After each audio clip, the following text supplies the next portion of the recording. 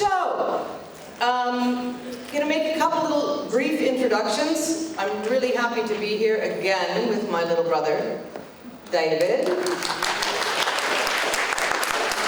He and Will Ross have done such a marvelous job again setting up this convention.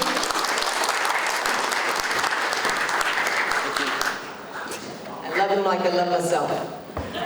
Except different, since that would be kind of weird. Anyway, I just saw the Kosh arrived. Thank you very much for coming. And we have the lovely Joanna who runs C3 Europe, and she doesn't want to be recognized, but I'm going to just point her out there very briefly. And Moira, next to her, pointing at her, who also does wonderful, amazing work.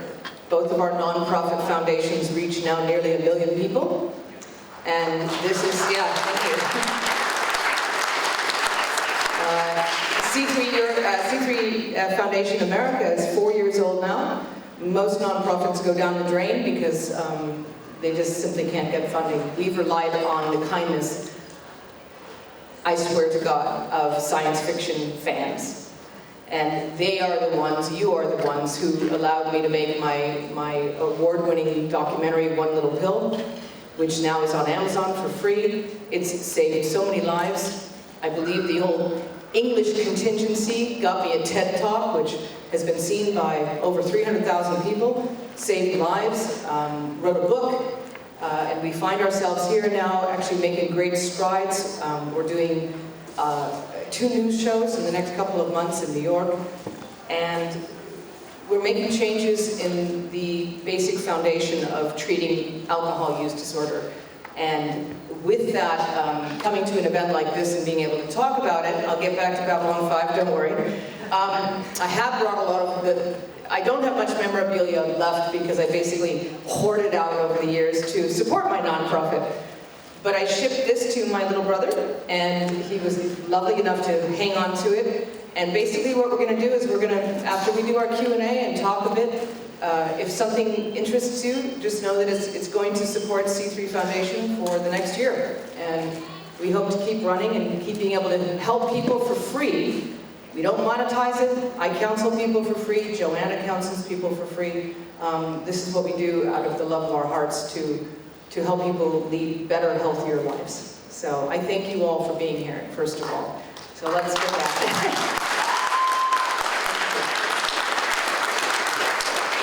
Thank you. And I have my lovely assistants, Jess, and Nat was somewhere over here. There she is.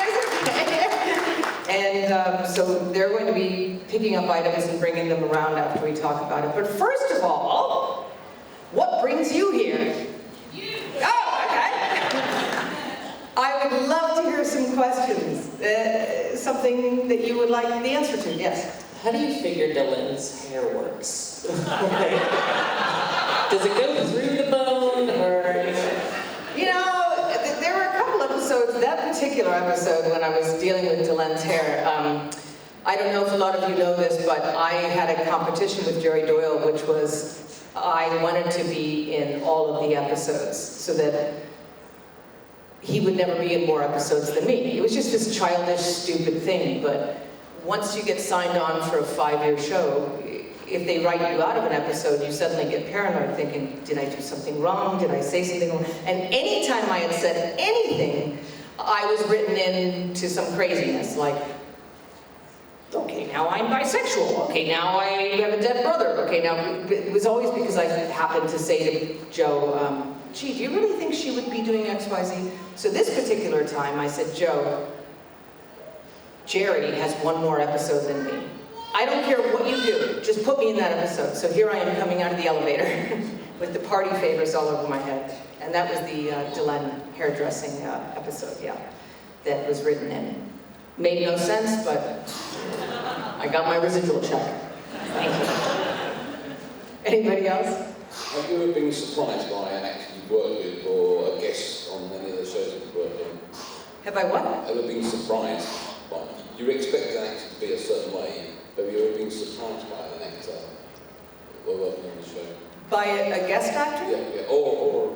Well, I was surprised when Michael York showed up because I played his daughter in a movie in Ireland, and we spent some very nice time together. And when he showed up as basically Arthur, that was kind of wacky and fun. Other than that, I think we had a lot of really, really interesting guest stars. Some not so great, didn't know their lines, but but the majority of them were absolutely lovely. Nat? Would you care to tell us a bit about your inspiration behind Wolf's Empire?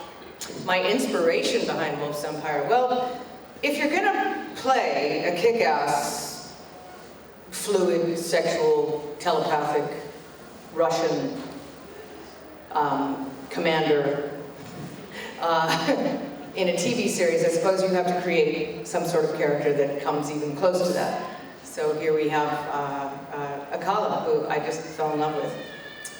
The inspiration was imagining a Rome that never fell, and what all of that entailed, and if it went into the universe and into the galaxy, and would there be aliens, and would there be other races, and bring in the feeling of we've reached a certain point without having to explain stuff.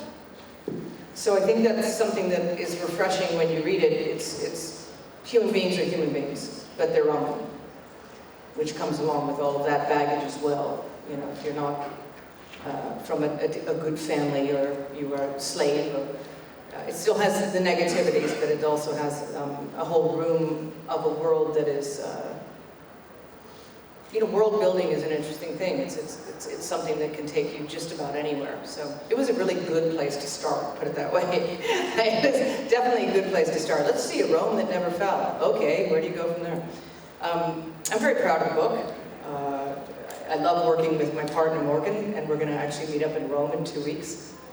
And we're starting on our next series. So it's been exciting. We worked together for over a decade now, Morgan and I. He co-wrote my Babylon Confidential. I don't know, did anybody read that, the memoir? You're the only person. Okay. Free copy for you. Okay, thank you. Anybody else have any questions? Yes? Was it as much fun to film Star Hike as it was to watch it? Star Hike was a great joy to film, and I have to give huge kudos to Jeremy Bullock. He's just hilarious. One of the funniest men I've literally ever met in my life, and a joy to work with. But that said, Sue Ann Braun, I mean, all of these characters in there, everybody was just fantastic. And we had lots of jokes going on because we had the worst food in the history of craft service. And at the end of the day, I finally asked, I said, so how much are you actually paying for these meals that you're feeding? He said, £1 per person a day. And I felt like I was like, it's a hard knocks life, you know. Okay. So we called it mystery meat for the rest of the shoot. We were like, we have no idea what horse this came from. Definitely not rabbit. Doesn't taste that clean. Yeah, but it was fun. And we were freezing. They had no heat. Costumes were, you know, but it was a ball because we were doing what we wanted to do. We wanted to do a sci-fi comedy in the flavor of a Red Dwarfy kind of thing. But, you know, we were shooting in fish ponds in the middle of the winter. You do the math. Not the sexiest place in the world. I was living in, I think, Cat's Gut. So, Chip and Salisbury. Anybody of you know any of this area? Yeah. It's the least idyllic area of the Bristol area, but beautiful, by the way. Winterbourne Down, that whole area. And nobody knows where any of these places are. The Screaming Baby does. Oh, you do. You know where Winterbourne Down is. You were my neighbor. I owe you wood, right? I managed to steal wood from everybody in the village. Give it to the poor American. She's freezing to death. Thank you. I love you too. Anybody else? Next question is way down. Way in the back. Hello. Hi. Do you wish that you'd been on season 5 of Babylon 5? Do I wish that I was in season 5? No, it sucked.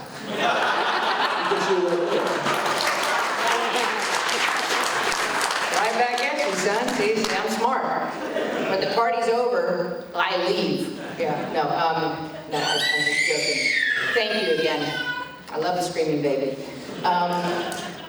Joe is an amazing writer, but I think that once we realized that we didn't have the funding for season 5 and they smushed everything into season 4, it was done. And I had another job I had to do, and I was contractually obligated to do that job. And as it worked out for me as an individual, I think that I left when I was supposed to leave. We shot this gorgeous Sleeping in Light, and we did, the last episode, and it was done. It was done for me.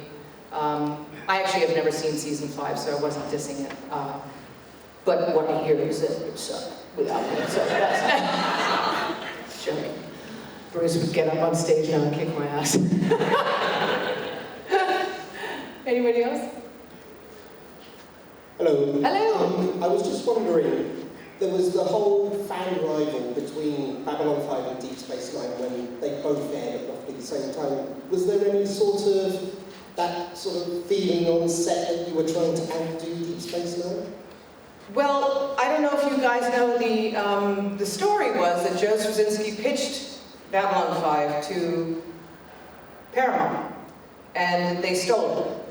And they made it into Deep Space Nine, and then when he went to Warner Brothers, he said, look, they're developing a show based on my idea, so do you want to still do it? And they were like, okay, but we'll give you a tenth of the money that Paramount's giving them to do Deep Space Nine. So I think what was interesting is that we used to look at you could see it in the tallies of there were these things like Variety and Hollywood Reporter where you could see what each episode cost, and it was like, Deep Space Nine was $2 million an episode, we were like $700,000.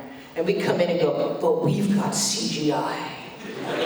We do not use models. So basically it was like the little stepchild, the little train that could. And I was very proud to be on a show that cost that much of that.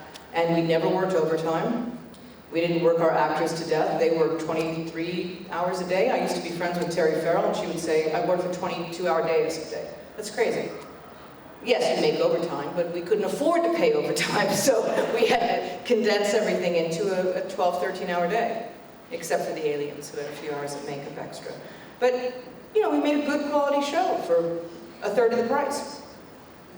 And we were very innovative with the first computer graphic imagery, I think, in science fiction history that did that well. And yeah, now it looks cheesy, but back then it was like, ooh. Even now when I see it, I think it looks pretty damn good, Then again, I still watch black and white TV. Anyway, anybody else? So, Ivanova's character was very much known for pithy, rhetorical one-liners. Is there any one that was your particular favourite, or a particular favourite scene you got from acting that you did throughout the series? Pithy one-liners, boom today, boom tomorrow, I'm God, next time I'll boff him, my way.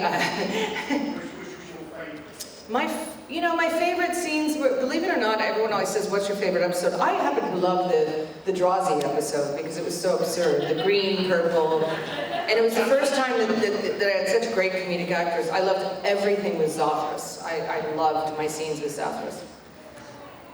Tim Choate was an amazing actor, beautiful man, left this world way too young. I loved those scenes.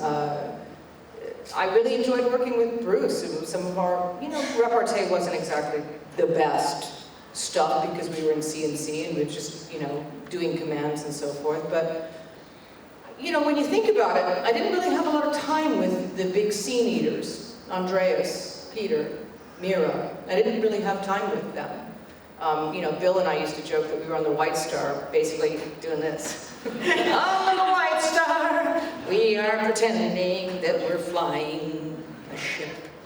That was in his bone smell. It did. Latex gets funky after 14 hours, honey. Let me tell you. Don't want any more comments from you about your latex experiences after 14 hours, because that's just wrong. But Bill's bones definitely stank. And I brought in lots of unguents and things to spray him with. And he was not happy. But I would say that, I've said this before, before, and it sounds cliche, but every day was a joy because we actually loved each other. We actually really got along. We had a strong bond as a cast, and I think you can see that nowadays when you see us together. It's not like, oh, Bruce is here. Yeah. Which, believe me, a lot of television series, Star Trek. Not that I'm going to mention any names, Star Trek. Have actors that don't get along, Star Trek. They don't like each other. We actually like each other, so Star Trek. You want me to do Janeway?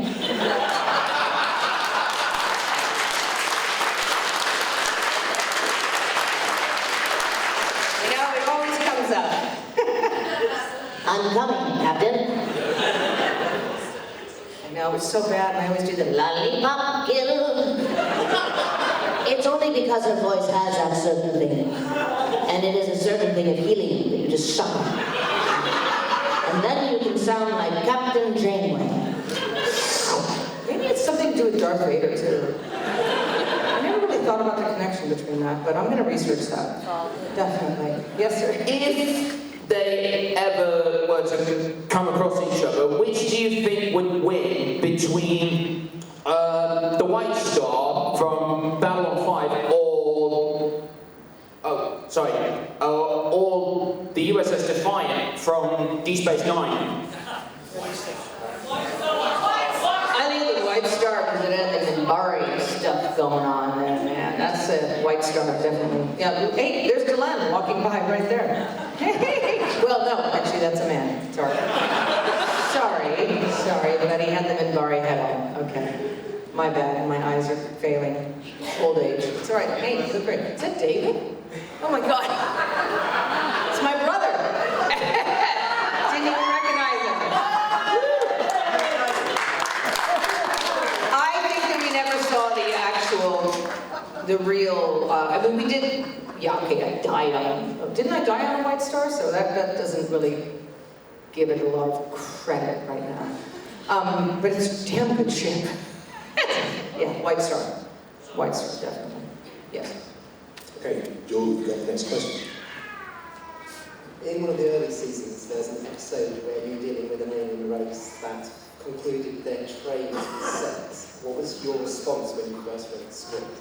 You know, once again, I made the mistake of saying to Joe that I was tired of every, guy coming in and saying, oh, I used to be with Ivanova. And I said, how could she have banged her way through the universe if she's the youngest, commander in space? It just didn't make sense to me. So then he made me gay, and then he decided to give me some alien love. Which was interesting because I'd asked for Jakar, the cod piece.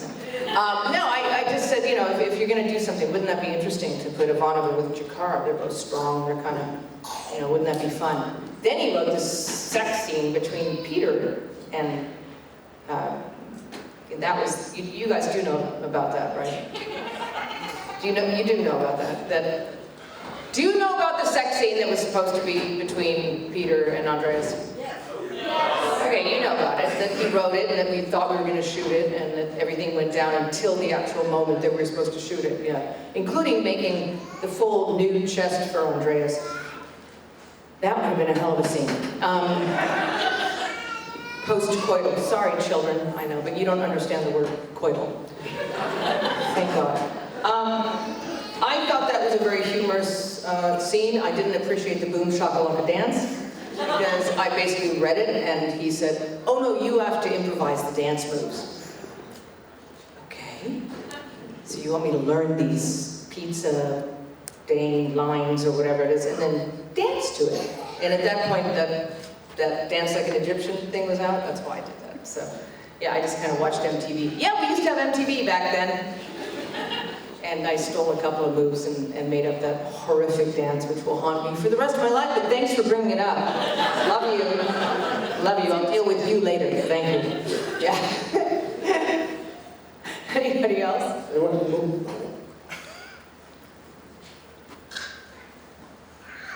I'm just asking this question on behalf of a friend.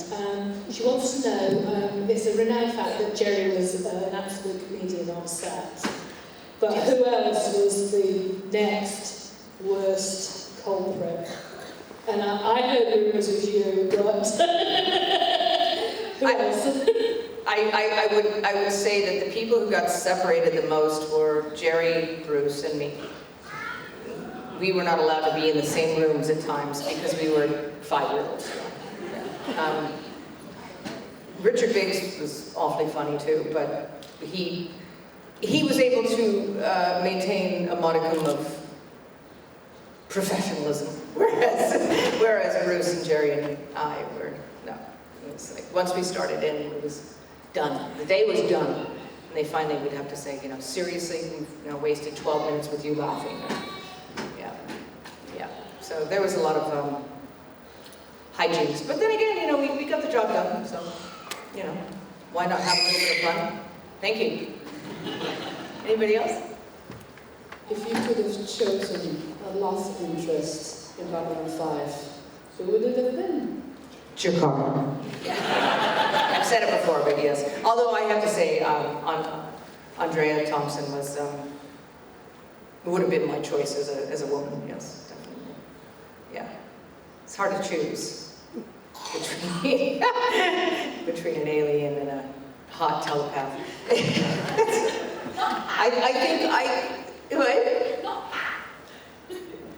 Because Pat and I didn't really work together much.